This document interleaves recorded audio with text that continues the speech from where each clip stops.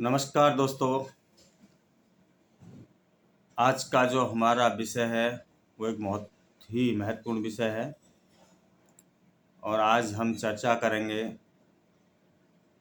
वेतन से संबंधित यानी पेमेंट ऑफ वेजेज एक्ट 1936 और दिल्ली दुकान एवं संस्थान अधिनियम 1954। इसके बारे में चर्चा करेंगे। ये एक्ट क्या है, कहाँ पर लागू होते हैं और क्या इसका प्रारूप है और कहाँ पर शिकायत की जाती है और कैसे इनका लाभ हम प्राप्त कर सकते हैं। तो आइए चलिए चर्चा करते हैं।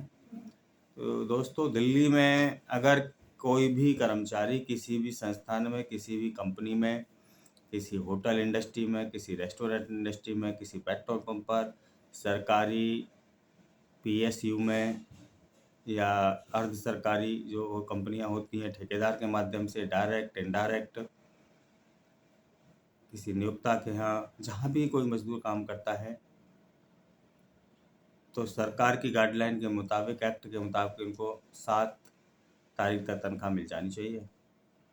अगर किसी कारणवश 7 तारीख तक तनख्वाह नहीं मिलती है तो जो उसका लिमिट है, जो उसका मैक्सिमम टाइम है, वो 10 तारीख है और उसकी सूचना उसको कर्मचारियों को, उस नियोक्ता को, उस मालिक को, कर्मचारियों को देनी होगी। साथ के साथ जो संबंधित लेबर विभाग है, लेबर डिपार्टमेंट है, उसमें भी इस बात की सूचना देनी होगी कि इस कारण से कोई छुट्टी आ गई या किसी जो भी वर्ष का कारण रहा होगा, कोई पैसे का इशू आ गया तो नहीं कर सकता, तो उस 10 तारीख को पेमेंट करेगा।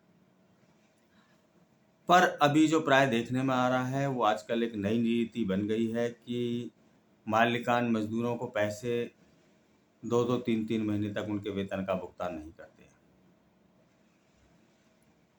और लगातार काम कराते रहते हैं। 1 महीने का पैसा रोक लिया, फिर कहा अगले महीने करेंगे, अगले महीने का रोक लिया, फिर अगले महीने करेंगे, फिर अगले महीने का रोक लिया, फिर अगले महीने करेंगे। इस तरीके से बहुत सारी चीज़ें आती रहती हैं और कई बार लगातार देखने में आया कि 2-2, 3-3 महीने, 4-4 महीने तक मजदूरों का पैसा उनको नहीं दिया जाता है और केवल कुछ पैसे खर्चे के नाम पर उनको या तो दे दिए जाते हैं, या जो सिक्योरिटी इंडस्ट्रीज हैं या सिक्योरिटी में जो काम करने वाले मजदूर हैं उनको एक जगह से दूसरी जगह, दूसरी जगह से तीसरी जगह भेजते रहा जाता है। और जब एक मजदूर किसी जगह पर एक बार काम कर लेता है तो उसको ये लगता है कि अगर वो काम छोड़ता है या वो कुछ उसके साथ दिक्कत होती है तो फिर उसको जो 3 महीने का या 4 महीने का जो उसको बकाया पैसा है वो नहीं मिलेगा, उसको नॉलेज इसके बारे में नहीं होती। तो साथियों, हम बताना चाहेंगे कि दिल्ली में 2 एक्ट लागू होते हैं। वैसे तो हम बात जो कर रहे हैं सिर्फ दिल्ली के लिए नहीं कर रहे, पूरे सभी के लिए कर रहे हैं, पर यहाँ पर 2 एक्ट लागू होते हैं।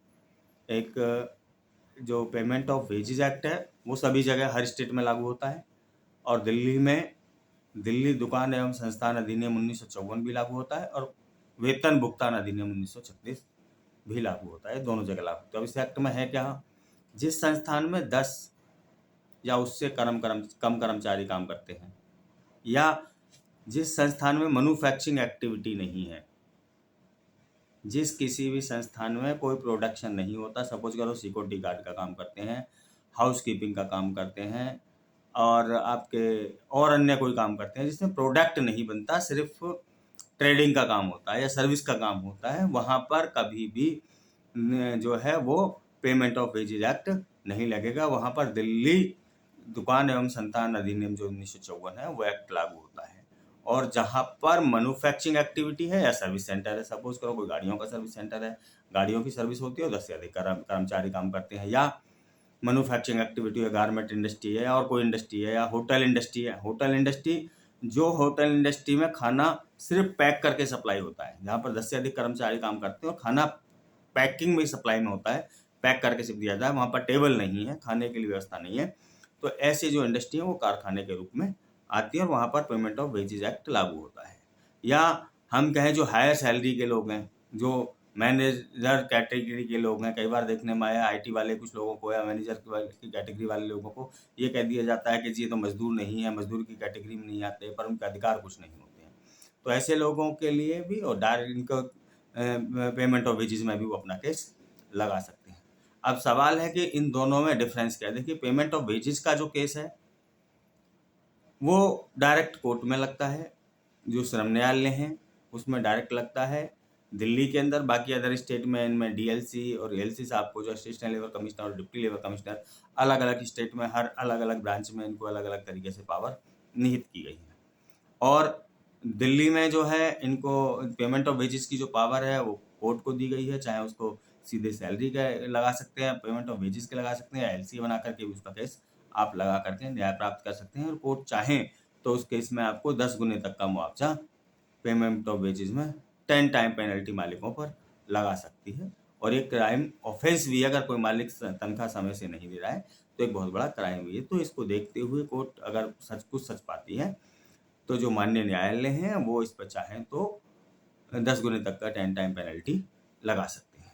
पेमेंट ऑफ वेजेस एक्ट का तो हो गया ये सवाल। अब दूसरा आता है हमारा दिल्ली दुकान संस्थान अधिनियम 1954। इसके तहत जो भी सिक्योरिटी वाले हैं वो चाहे तो इसमें भी लगा सकते हैं और चाहे तो वहाँ लगा सकते हैं। उन पर डबल रेमेडी है। अगर वो दिल्ली दुकान एवं संस्थान अधिनियम 1954 के अंतर्गत लगाएंगे तो उनको दिल्ली सरकार के श्रम कार्यालय में लगाना पड़ेगा, जहाँ पर जो फाइन की जो व्यवस्था है वो मात्र अभी भी 100 रुपये ही है। कि एक्ट के मुताबिक उसमें जो सैलरी अगर किसी मालिक ने नहीं दी तो उस पर जो फाइन होगा वो केवल ऑर्डर के टाइम पर 100 रुपये फाइन होगा। पर चाहे तो जो ऑफिसर्स हैं वो चाहे तो उसको बढ़ा सकते हैं, उनका जो प्रेरोगेटिव है वो अपना अलग इशू है। पर एक्ट में जो लिखा है वो सिर्फ 54 एक्ट 54 जो है 1954 उसके मुताबिक 100 रुपये का फाइन ही है। और 100 रुपये का फाइन इसलिए कि जिस समय ये एक्ट बना था वो 1954 में बना था, तो उस समय सैलरी कम रही होगी और जो फाइन का पैसा है वो बहुत ज़्यादा रहा होगा। तो उससे क्या रहा कि जब फाइन का पैसा ज़्यादा है तो मालिकान को कंपनी है जो उनको डर लगने लगा और वो उसको पैसे को फाइन से डर की वजह से आज जो क्या करते थे वो वेतन का भुगतान जल्दी या समय से पहले कर देते थे। पर अभी देखने में क्या आ रहा है, क्योंकि फाइन ही 100 रुपये है तो मालिक सोचते हैं कि 100 रुपये देना है तो बाद में दे देंगे। तो इस तरीके की प्रॉब्लम है। तो इसके लिए शिकायत, अब सवाल आता है कि आपको शिकायत कहाँ करनी है। तो पहली शिकायत तो जैसा कि हमने बताया कि आप दिल्ली सरकार के श्रम कार्यालय में भी कर सकते हैं, स्टेट गवर्नमेंट के श्रम कार्यालय में, दिल्ली सरकार में स्टेट गवर्नमेंट में, स्टेट गवर्नमेंट के किसी भी कार्यालय में लेबर डिपार्टमेंट जो है वहाँ भी शिकायत कर सकते हैं। आप एलसीए और पेमेंट ऑफ वेजेस के लिए सीधा जो माननीय श्रम न्यायालय है वहाँ पर भी अपना केस लगा सकते हैं। आप इस केस को डायरेक्ट भी लगा सकते हैं, अगर आपको नॉलेज है, आप जानकार हैं, आप पढ़े लिखे हैं तो आप उसके तरीके से भी लगा सकते हैं। अगर आप लॉ की थोड़ी बहुत नॉलेज रखते हैं तो अदरवाइज तो आप किसी यूनियन के साथ, संगठन के साथ मिलकर के लगा सकते हैं या किसी अधिवक्ता के माध्यम से भी आप इस केस को आगे लगा सकते हैं और अपना न्याय प्राप्त कर सकते हैं। तो साथियों, हमारा आज का ये वीडियो जो था ये था सिर्फ पेमेंट ऑफ वेजेस, वेतन का भुगतान कैसे प्राप्त करो, कैसा भुगतान हो। आशा है कि आपको हमारा वीडियो पसंद आया होगा। यदि अगर हमारा वीडियो आपको पसंद आया है तो चैनल को सब्सक्राइब करें, लाइक करें और कमेंट करके अवश्य बताएं कि आपको हमारा वीडियो कैसा लगा। धन्यवाद।